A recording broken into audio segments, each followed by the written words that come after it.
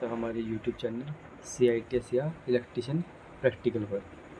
अभी मेरे पास क्वेश्चन पूछा गया है, मुझसे क्वेरी आई है कि सर फीस स्लिप क्या होती है, कॉलेज अलॉटमेंट लेटर क्या होता है और काउंसलिंग का डॉक्यूमेंट वेरिफिकेशन कराने के बाद हमें क्या मिलता है।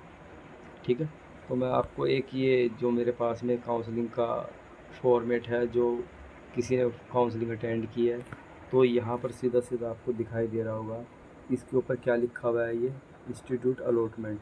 ठीक है, यानी कि ये हमारा जो है अलॉटमेंट लेटर है और यहाँ पे लिखा है कि आपने फर्स्ट काउंसलिंग जो है अटेंड की है। जब आप सेकंड काउंसलिंग अटेंड करेंगे तो यहाँ पे राउंड नंबर 2 लिखा जाएगा और जब थर्ड करेंगे तो यहाँ राउंड नंबर 3 लिखा जाएगा।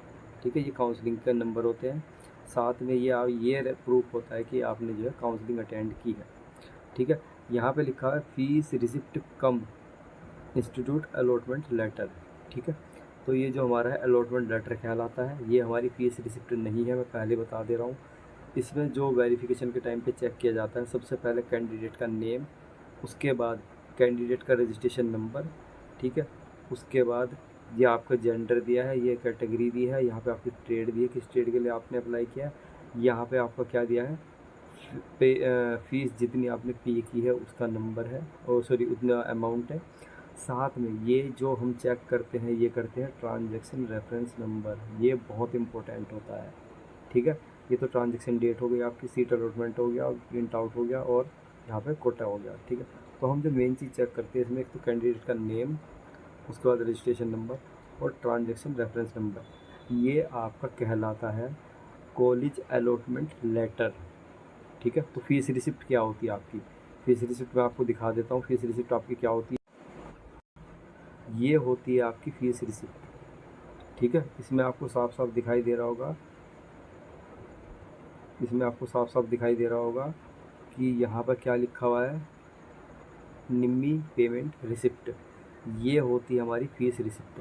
पहला क्या था, अलॉटमेंट लेटर था, दूसरा ये क्या है, फीस रिसिप्ट है। ठीक है, इसमें भी हम क्या चेक करते हैं, कैंडिडेट का नेम, उसके बाद रजिस्ट्रेशन नंबर और जो ये रेफरेंस नंबर है इसको चेक किया जाता है। ये रेफरेंस नंबर आपके कॉलेज अलॉटमेंट नंबर से मैच करना चाहिए। तो जो चीज़ मैं बता रहा हूँ, देखिए इसका नंबर आप पढ़ सकते हैं, जो रेफरेंस नंबर है लास्ट में 568 है। ठीक है, जो रेफरेंस नंबर है वो क्या है, 568।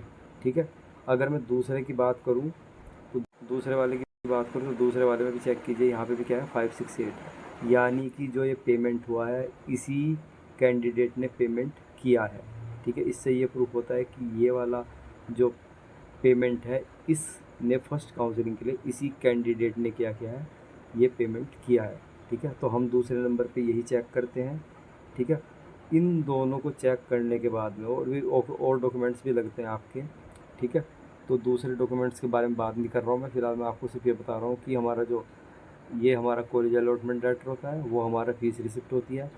इसके बाद आपको जो फाइनल काउंसलिंग कराने के बाद मिलता है, उसके बाद जो आपको फाइनल काउंसलिंग कराने के बाद में जो लेटर मिलता है, इसको बोला जाता है डॉक्यूमेंट वेरिफिकेशन लेटर। ठीक है, इसमें क्या क्या होता है, इसमें देखिए कैंडिडेट का नाम है। ठीक है, उसके बाद कैंडिडेट का रोल नंबर है।